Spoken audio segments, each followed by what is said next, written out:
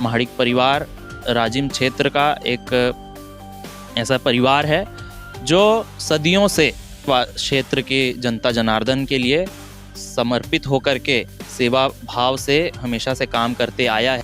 आपकी किसी भी समस्या की, किसी भी परेशानी का समाधान करने के लिए ये 24 साल का युवा लड़का, पढ़ा लिखा शिक्षित व्यक्ति आपके लिए बैठा है। सारे पार्टी के बहुत से कार्यकर्ता, सारे पार्टियों के कार्यकर्ता ने मुझे सहयोग किया है। एक जिला पंचायत सदस्य होने के नाते से मैं क्या प्रयास करने वाला हूं, अब वो आप देखेंगे भविष्य में भी।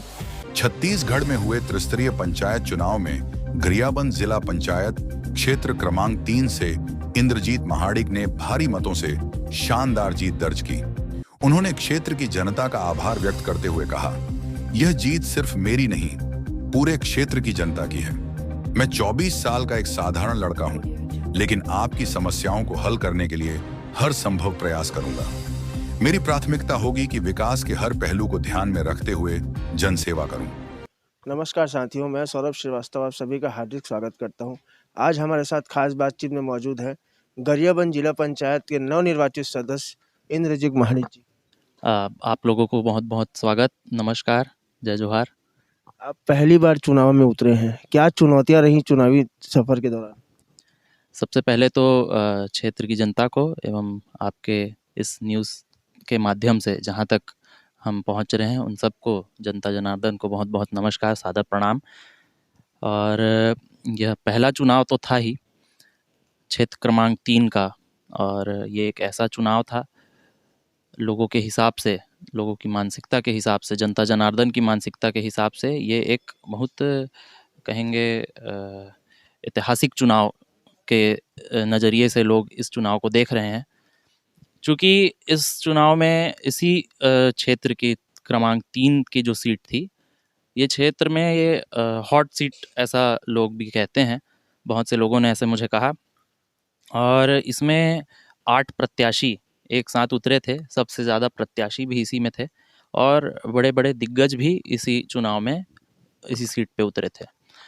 मैं एक निर्दलीय प्रत्याशी के रूप में इस चुनाव में उतरा था। ना मैंने अभी तक कोई राजनीतिक दल या राजनीतिक पार्टी तो जो उसमें जुड़ा नहीं हूँ, और आगे का जो भी रूपरेखा है वो तय होगा। लेकिन इस चुनाव में मुझे लगता है कि सारे पार्टी के बहुत से कार्यकर्ता, सारे पार्टियों के कार्यकर्ता ने मुझे सहयोग किया है, क्योंकि उनको एक अच्छा विकल्प नज़र आया है। उनको लगा कि कोई ऐसा व्यक्ति आया है, कोई पढ़ा लिखा व्यक्ति आया है, कोई नौजवान व्यक्ति आया है जो संकल्पित हो कर के क्षेत्र के लिए ही सेवा के भाव से उतर रहा है, और उनको कुछ नज़र आया होगा। तो उस हिसाब से ही ये चुनाव बहुत रोमांचक भी रहा। मेरा पहला अनुभव था। मैं बताना चाहूँगा कि मेरी तो उम्र बहुत, समझिए 24 वर्ष का हूँ अभी, और एक पढ़ा लिखा व्यक्ति हूँ, और उस हिसाब से जनता का जो आशीर्वाद मुझे प्राप्त हुआ, जो विश्वास उन्होंने दिखाया है, उस विश्वास पे खरे उतरने का काम अब मेरा शुरू हो चुका है। कोई मुद्दों की बात करें तो किन किन मुद्दों को लेके आप चुनाव में उतरे थे? जब चुनाव के पहले जब हम पूरे क्षेत्र में भ्रमण कर रहे थे, तो वहाँ से सिर्फ हम अपना परिचय और प्रचार करने के बजाय लोगों से जान रहे थे कि उनके मुद्दे क्या हैं, या गांव का कोई मुख्य मुद्दा क्या है, और ऐसे क्या बातें हैं जिसमें समाज में, गांव के स्तर में सामूहिक रूप से बदलाव आना चाहिए। तो हमारे क्षेत्र में अनेकों मुद्दे हैं जिसमें हम आज बहुत पीछे चल रहे हैं। एक कहेंगे कि एक ऐसा गांव हम देखते हैं जिसे देख के हमको प्रेरणा मिलनी चाहिए, जिसमें गांव में विकास कार्य में बहुत आगे बढ़ चुका है। तो मुझे लगता है पहले तो एक इंफ्रास्ट्रक्चर जो मुख्य चीज़ है, उसके साथ में जो शिक्षा एक मुख्य चीज़ है, उसके साथ में अगर हम भविष्य में देखते हैं, अगर फ्यूचर को देखने के हिसाब से हमको लगता है कि जो पानी का समस्या है हर गांव में सबसे मुख्य समस्या, अगर आज पानी की इतनी समस्या है तो हमको ये सोचना चाहिए कि आज से 5 साल बाद या 10 साल बाद समस्या कितनी बढ़ जाएगी। मुझे लगता है पानी की समस्या भी एक बहुत मुख्य समस्या है। और एक शिक्षित व्यक्ति होने के नाते मुझे लगता है मैं शिक्षा को अपना एक मुख्य मुद्दा बना के इस चुनाव में हर जगह मैंने बोला भी है।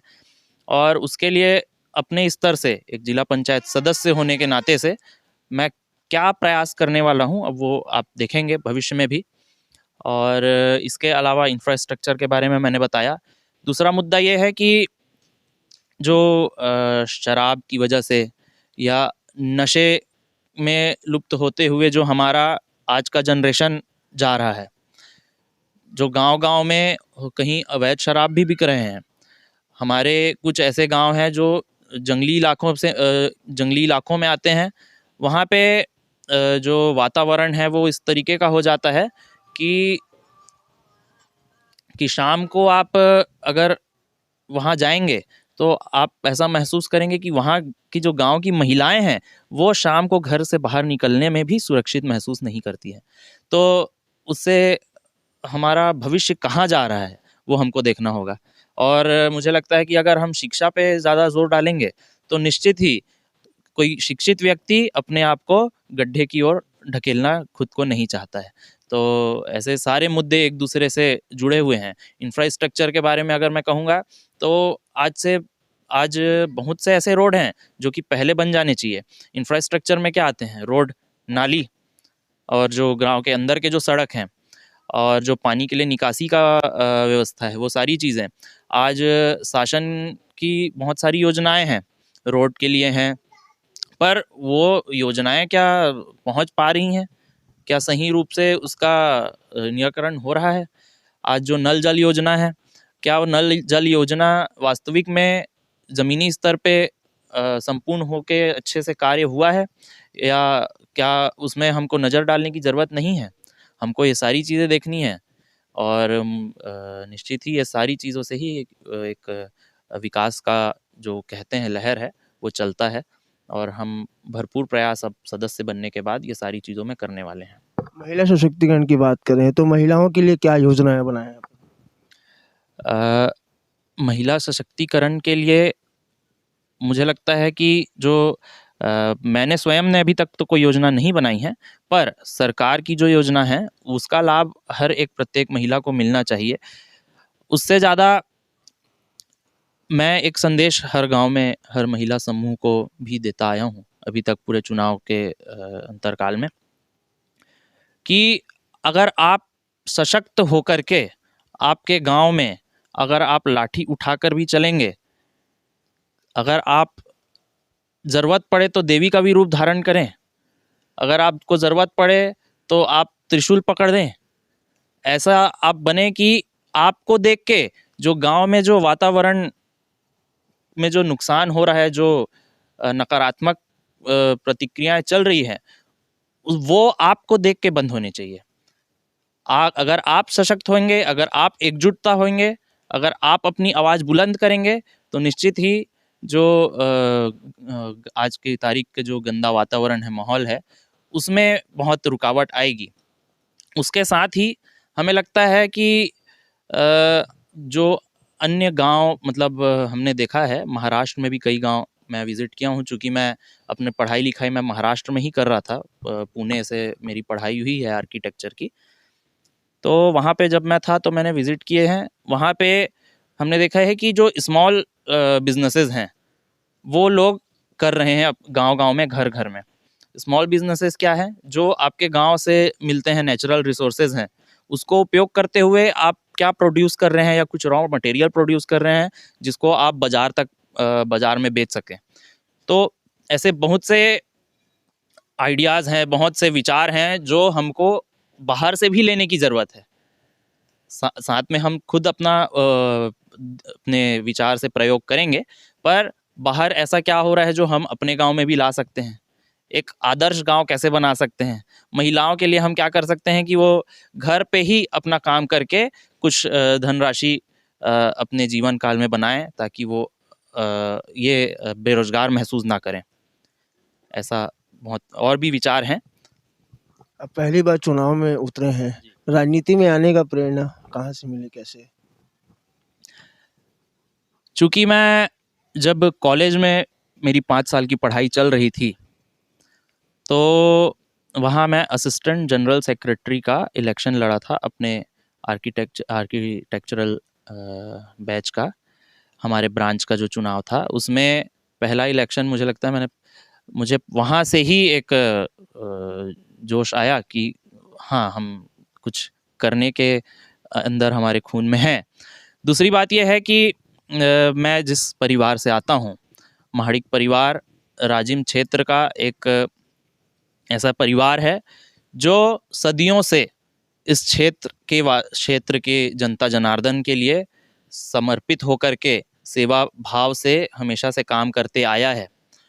हमारे दादाजी जिस गांव में आज हम बैठे हैं, जिस घर पे आज हम ये इंटरव्यू चल रहा है, ये हमारे पूर्वजों का दिया हुआ मकान है।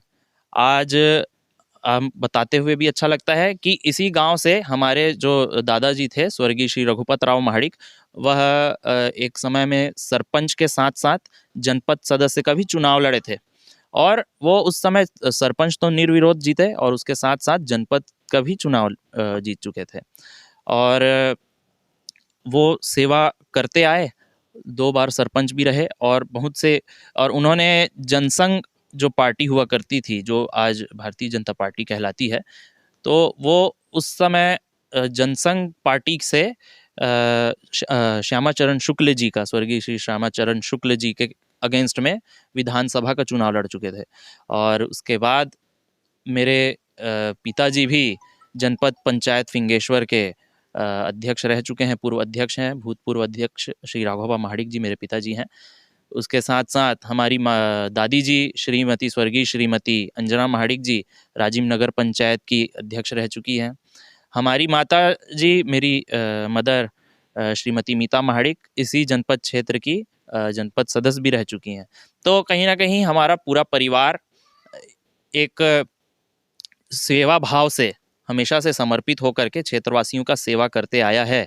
और लोग कहते हैं कि एक ही परिवार राजनीति में बार बार क्यों आए, पर जो योग्य हैं उनको जनता खुद ही बुलाती है, और अगर जो योग्य नहीं है, जिनको लगता है, अगर जनता को लगेगा कि ये कितने बार करेंगे या फिर ये सेवा करने में विफल हैं या कार्य करने में विफल हैं, तो जनता तो उन्हें खुद ही जवाब देगी।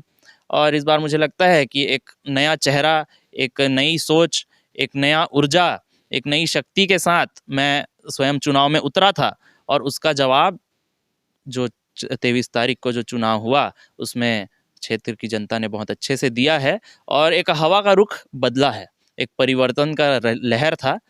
और मैंने तो हर जगह सुना भी और बताया भी कि इस परिवर्तन के लहर में आप सबको शामिल होना है, और उसका परिणाम आज आपके सामने है। जीत का श्रेय किसको देंगे आप? जीत का श्रेय मैं जिसने मुझे जिताया है उसी को देंगे, और जिताया है क्षेत्र की जनता ने। और जिताने के साथ साथ उन्होंने सिर्फ ये कोई राजगद्दी नहीं है कि आपको बिठा दिया है। मुझे लगता है कि जिताने का मतलब ये है कि आपको एक जिम्मेदारी दी है। आपको कोई बहुत बड़ा नेता बनाने का लक्ष्य उनका है, ऐसा नहीं है। जनता का जब वो मत देते हैं, अपना वोट देते हैं, तो मुझे लगता है कि वो आपको जिम्मेदारी दे रहे हैं, वो आपको जिता रहे हैं या आपको बड़ा आदमी बना रहे हैं, एक कोई गद्दी में बिठा रहे हैं। उससे ज़्यादा महत्वपूर्ण ये है कि वो आपको एक बहुत बड़ी जवाबदारी दे रहे हैं, आपके ऊपर एक बहुत बड़ा विश्वास कर रहे हैं, आपको एक अपना भरोसा आपको दे रहे हैं। तो उस भरोसे को कायम करते हुए मुझे लगता है कि मैं क्षेत्र की जनता को ही इस जिम्मेदारी, इस जवाबदारी का जो श्रेय है देना चाहूँगा।